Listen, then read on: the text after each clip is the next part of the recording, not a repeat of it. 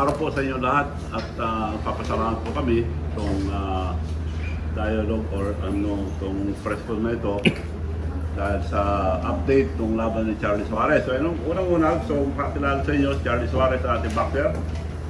And ang support natin si Garpin. And our manager, si Rick Cabalta. And yung bang team mo, pakilala mo? Represent from Philippine Army, si Lieutenant Colonel Caron, then si Coach Bob. Hindi naman natin tanong, si kilala si Coach Bob. Nice. Kasama ko dun sa ringside. So, nandito tayo para may update yung laban. Alam natin lahat na namapya na naman tayo sa Amerika. Akala ko wala na mapya eh. So, lahat ng buong mundo nakita nila na walang headbutt. Pero yung referee headbutt, sabi niya, kaya ang laki menenos para matalo lang si Charlie. Eh dapat yun, sila ang talo dahil sila nasugatan eh. Sila ang cause ng pagsindo ng laban. So, dineclare yung referee na headbutt para i-menos na marami. Dineclare na... Well anyway, lahat naman, pati na yung mga nandun, alam naman lahat na daya yung ginawa. So, bago mag-desisyon, we filed a protest in World Boxing. With we filed a protest with the California Sports Athletic Commission and with the World Boxing Organization, both immediately that night following the decision.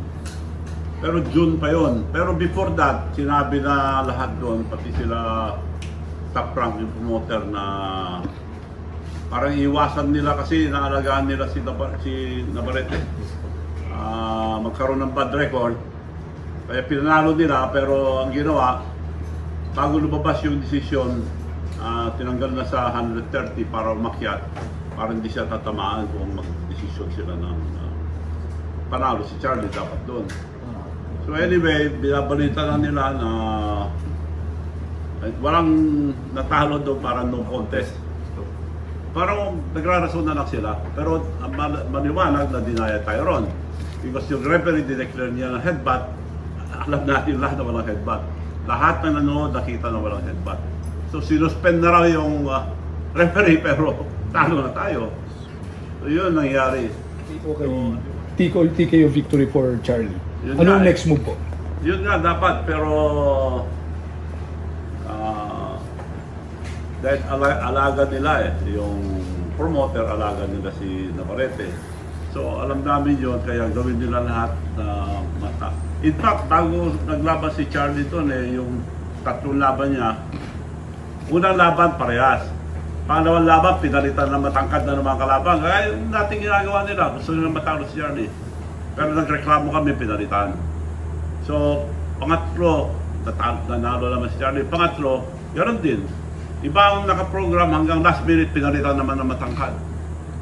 Talagang gusto nilang talunin si Charlie para di-threat sa mga alaga nila doon. So wala na kayong magawa.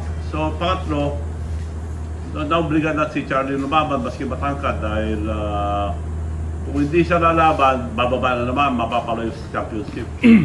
But anyway, linabanan ni Charlie na knockout. Knockout yung third fight niya. Kaya umabot siya ngayon sa championship. World Championship. So paano kung pag naglabas po ng sa June 2 ng ruling, ano pong next move natin? Well, inaasahan naman lahat na mababaliktad yung decision. So, the worst, ilalagay nila na no contest. So, parang para lang hindi magkaroon ng bad record yung alaga nila. Well, anyway, tingnan natin kung anong lalabas doon. At the same time, inaano namin kung anong next or future laban ni Charlie. Either dito para hindi tayo madaya or doon, depende sa mga promoter. Bob, will there be a rematch? Yun nga, may rematch. Di ba, automatic rematch, automatic win. Pero kung tinanggal nila sa 130, paano magre-rematch yun? Yan ang gagawin. Iwas pusoy na sila. So, may tendency ang WBO to, kumbaga, i-promote to a higher rank division si Navarrete? Ganun ba ang nakikita niyo po? Parang tinanggal na nga, yun ang balita, tinanggal na sa 130, prinumot na nung tumaas na siya para hindi siya tatrabaho ng division ng ano. Is that? Wait, can you explain that? Yeah. So basically, I mean, you can go up in weight class and you can go down in weight class. So I think that obviously his hardship of making weight at 130, he's better off going up to 135. He can easily make weight and he can contend pretty strongly in that weight class as well. But in the eventuality of that, will there be a declaration that the junior lightweight WBO title declaration? He would have to vacate the title. They would vacate the title, and then he would. But I will tell you that Top Rank is really, and not only Top Rank, but I think the world wants to see this fight again. I mean, I think we were, obviously the champ was cheated in this entire decision. However, the world wants to see them fight again. I mean, it was explosive from the first round that bell rang. I mean, it was, everybody was on their feet in that stadium. I mean, it was a strong, it was a battle. They went in there to fight. And that was, no doubt, the fight was the best fight of the night.